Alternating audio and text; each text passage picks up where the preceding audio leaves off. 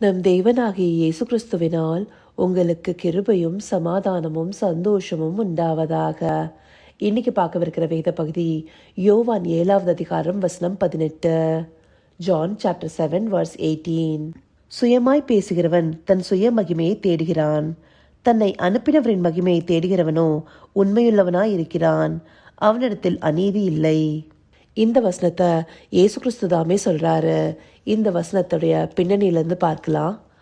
இயேசு கிறிஸ்துவானவர் கூடார பண்டிகை நாட்கள்ல கலிலேயாவில் போய் தங்கியிருக்காரு. பாதி பண்டிகையான போது தேவாலயத்துக்கு போய் உபதேசம் பண்ண தொடங்குறாரு. அந்த உபதேசங்களை கேட்டுக்கொண்டிருந்த யூதர்கள்ல சிலர் சொல்றாங்க, இவருக்கு பெருசா படிப்பறிவு இல்ல, அப்படி கல்லாதவராயிருந்தும் வேத வாக்கியங்களை நேர்த்தி அறிந்திருக்கிறாரேன்னு சொல்லி ஆச்சரியப்படுறாங்க.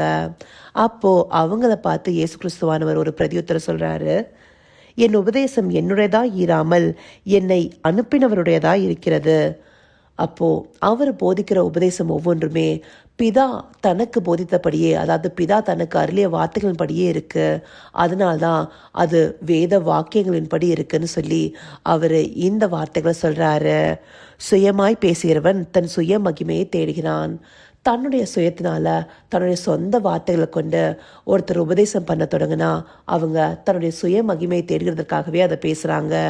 ஆனா தன்னை அனுப்பினவரின் மகிமையை தேடுகிறவனோ உண்மையுள்ளவனா இருக்கிறான். அவங்க உண்மையுள்ளவங்களா இருக்கிறாங்கன்னு சொல்லிட்டு எப்படி தெரியும்? அவங்களுடைய வார்த்தைகளும் அவங்களுடைய உபதேசங்களும் ஆண்டவருடைய வேத எழுத்துக்களின்படி இருக்கும்.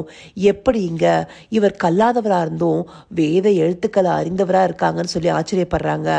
அந்தபடி ஒருத்தர் உபதேசம் பண்ணினா அதுல இருந்து வேத வாக்கியங்கள் படியாகவே இருக்கும். பிதாவுடைய நாமத்தை மகிமைப்படுத்தும்படியா இருக்கும். அவங்களிடத்துல அநீதி இல்லைங்கிறத தான் இங்க இயேசு கிறிஸ்துவானவர் சொல்றாரு.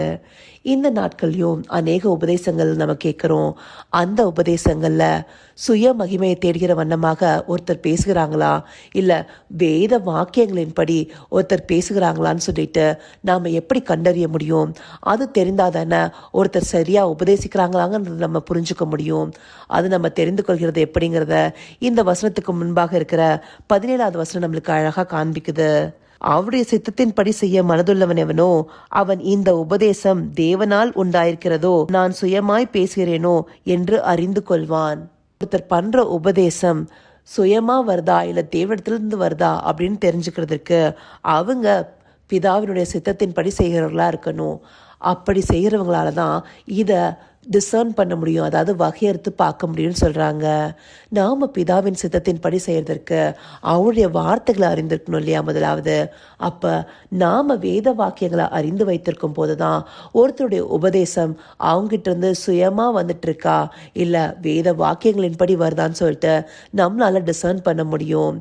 1 பேதுரு 4வது அதிகாரம் 11வது வசனம் என்ன சொல்லுது?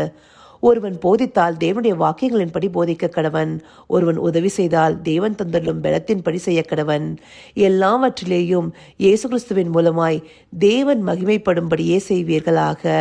ஒருத்தர் போதித்தாலும் சரி, உதவி செய்தாலும் சரி, எந்த காரியம் செய்தாலும் சரி, அது தேவனை மகிமைப்படுத்தும்படியாக இருக்கணும், வேத வாக்கியங்களின்படி இருக்கணும் அப்படின்னு சொல்லிட்டு பேதுரு அழகா நம்மளுக்கு சொல்லியிருக்காரு இல்லையா.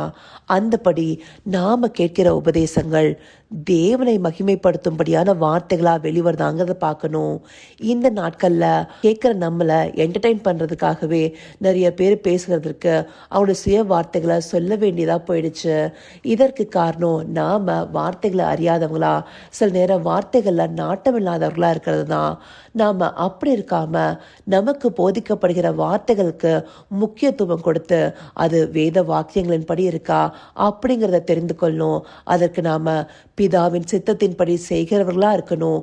அது மாத்திரம் இல்ல, ஒருத்தர் உபதேசிக்கும் போது அது எந்த வண்ணமா இன்னொருத்தருக்கு இருக்கணும் அப்படிங்கிறதுக்கு இயேசு கிறிஸ்துவின் உபதேசத்தை கேட்ட பரிசேயர்கள் இருக்கிற சேவகர்கள் சிலர் இயேசு கிறிஸ்துவை பிடித்து வரும்படி கட்டளையிட்ட போது அவங்க திரும்பி இதே அதிகாரத்துல 46வது வசனத்துல சொல்றாங்க, அந்த மனுஷன் பேசுகிறது போல ஒருவனும் ஒரு காலும் பேசுனதில்லை என்றார்கள். அப்போ இயேசு கிறிஸ்துவனுடைய உபதேசம் எப்படி இருந்திருக்கு? யாருமே போதிக்கப்படாத ஒரு ஞானத்தை வெளிப்படுத்துகிற விதமா இருக்கு. அந்தபடியான உபதேசங்களை தான் நாம கேட்டுக்கொண்டிருக்கிறோமா? அதை வகையறுக்கக்கூடிய அறிவும் ஞானமும் நமக்கு உண்டாயிருக்கிறதுக்கு தேவனுடைய வாக்கியங்களின்படி அது இருக்கான்னு தெரிந்து கொள்ளணும். அதற்கு நாம வேத வாக்கியங்களை அறிந்தவர்களா இருக்கணும். அது மாத்திரம் இல்ல, பிதாவின் சித்தத்தின்படி செய்கிறவர்களா இருக்கணும். அப்படிங்கிறதையே ஆண்டவர் இந்த வேத பகுதி மூலமா நமக்கு காண்பிக்கிறாரு. இதை அறிந்தவர்களா நாம வேத வாக்கியங்களை அறிந்து கொண்டவர்களாகவும் பிதாவின் சித்தத்தின்படி செய்கிறவர்களாகவும் இதே ஊழியம் செய்கிறவர்களா இருந்தா நம்முடைய சுய மகிமையை வெளிப்படுத்தக்கூடிய எந்த உபதேசத்தையும் பேசாம ஆண்டவருடைய நாம மகிமைக்காகவே நம்முடைய உபதேசங்கள் வரும்படியாக இருக்கணுங்கிறது தான் தேவன் நமக்கு காண்பிக்கிறாரு. அதற்காக அவருக்கு நன்றி தெரிவிப்போமா? கர்த்தாவே, தேவாதி தேவனே, உமக்கே இந்த வேலை நன்றி செலுத்துகிறோம் ராஜா. அப்பா, உம்முடைய மகிமை வெளிப்படும்படியான வார்த்தைகளை கேட்கக்கூடிய ஞானத்தை நாங்கள் பெற்றுக்கொண்டவர்களா இருக்கணும் தகப்பனே. அப்பா, அதற்கு நாங்கள் வேத வாக்கியங்களை அறிந்தவர்களாகவும் உம்முடைய சித்தத்தின்படி செய்கிறவர்களாகவும் இருக்கணும் ராஜா. அந்தபடி நாங்கள் இருக்கும் போதே நாங்கள் கேட்கக்கூடிய உபதேசம் சுயமாய் வருகிறதா இல்லை பிதாவினுடைய நாமத்தை மகிமைப்படுத்தும்படியாக வெளிப்படுத்தப்படுகிறதாங்கிறத அறிந்து கொள்ள முடியுமே ராஜா. அப்படிப்பட்ட போதனைகளை இந்த நாட்களில் அநேக ஊழியக்காரன் வாய்கள்ல இருந்து தோன்ற பண்ணும்படி தேவரின் தயவாய் நடத்துங்க ராஜா. ஆம் தகப்பனே, அப்படியான உணர்வுள்ள இருதயத்தை ஒவ்வொருவரும் பெற்றுக்கொண்டு உம்முடைய மந்தைகளை மேய்க்கவும் அப்பா. அதே போல அந்த மந்தைகளும் இந்த வார்த்தைகளை வகையறுத்து வேத வாக்கியங்களின்படி ஆராய்ந்து பார்க்கிறதற்கு அவங்களுக்கும் ஞானத்தை கொடுக்கும்படியாக கேட்டுக்கொள்கிறோம் ராஜா. அப்பா, இதுவரையில் நாங்க சரியான வார்த்தைகளின்படி நிற்காம இருந்திருந்தா இனியும் அப்படி செய்யாமல் அப்பா உம்முடைய சித்தத்திற்கு எங்களை ஒப்பு கொடுத்து ஜெபிக்கிறோம் ராஜா. நீங்க எங்களை தயவாய் நடத்த போகிற கிருபைக்காய் நன்றி. சகலவித துதி மகிமை கனம் யாவும் ஒருவருக்கே செலுத்தினோம். இயேசு கிறிஸ்துவின் மூலமாய் வேண்டிக் கொள்கிறேன் பிதாவே. ஆமென், ஆமென்.